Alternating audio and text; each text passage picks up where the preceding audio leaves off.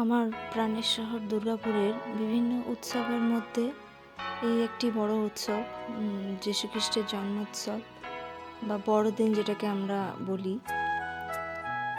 তো সেই উপলক্ষে 25 তারিখ সন্ধ্যাবেলায় চলে গেছিলাম সিটি সেন্টার, যেখানে চার্চে বড়দিন পালন করা হয়।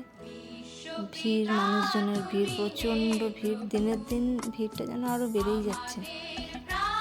এবছরও সে ব্যতিক্রম হয়নি। আগের বছরে যে ভিড়টা লক্ষ্য করেছিলাম, এবছরে দেখা যাচ্ছে তার থেকে আরও 4 গুণ বেশি ভিড়। ঢোকার ভিতরে, চার্চের ভিতরে যাব কী করে, সেই চিন্তায় তখন আমরা মগ্ন। চেষ্টা করলাম 2-3 বার যে ভিড় এড়িয়ে যদি ভিতরে প্রবেশ করা যায়। দেখা যাক লাস্ট অবধি পারি কি না, সেই ভরসায় আর কি বাইরেটায় দাঁড়িয়েছিলাম। প্রচুর লম্বা লাইন। এই যে দেখা যাক।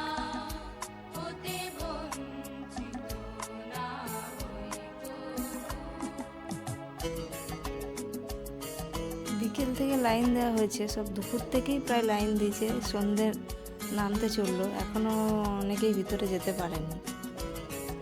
আমরা তো অনেক পরে গেছি, চেষ্টা করে যাচ্ছি।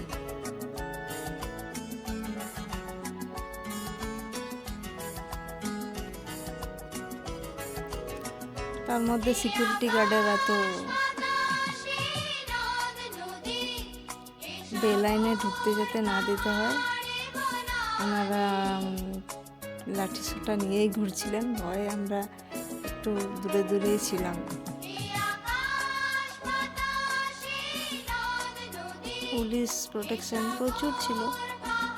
একটা সিস্টেম ধরে এগিয়ে যাওয়ার কথা ওনারা বলছিলেন, যে বেলাইনে কেউ যাবে না। যাই হোক, অনেক রকম কুস্তি করে লাস্টে ফাইনালি ঢুকে গেলাম চার্চের ভিতরে। বাইরে গোলাপ ফুল কিনে নিয়ে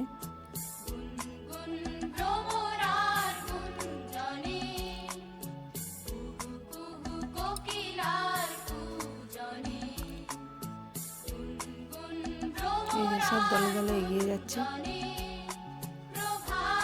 এবারে আগের বারের তুলনায় ভিতরে কারুকার্য এবারে একটু বেশি করা হয়েছে দেখলাম, আর ভিড়ও 3 গুণ বেশি আগের বারের তুলনায়।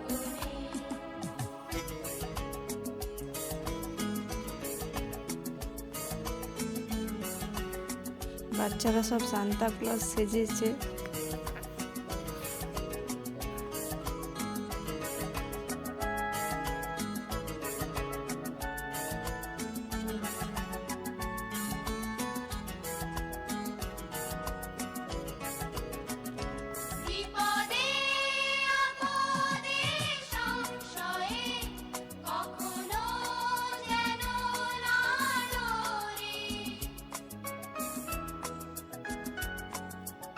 খুব সুন্দর সাজানো হয়েছে ভিতরের চার্চটা।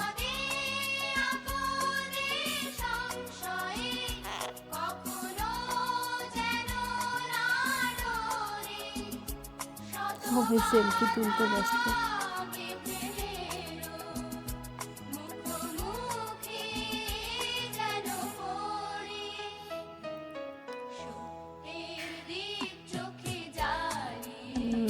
তারপরে সান্তা ক্লজকে পাওয়া গেল। চলো, ছবি মিস করা যাবে না। এই যে এইটা হলো ভিতরে, এখানে ছবি তুলতে নিষেধ ছিল। যাই হোক, এবার চার্চের থেকে বেরিয়ে গিয়ে আমরা বিভিন্ন রকম ফটো, বিভিন্ন রকম পোজ। ওনাকে যখন পাওয়া গেছে, সান্তা ক্লজ পাকড়াও করা হলো, ওনার সঙ্গে কিছু ছবি তুলে নিলাম।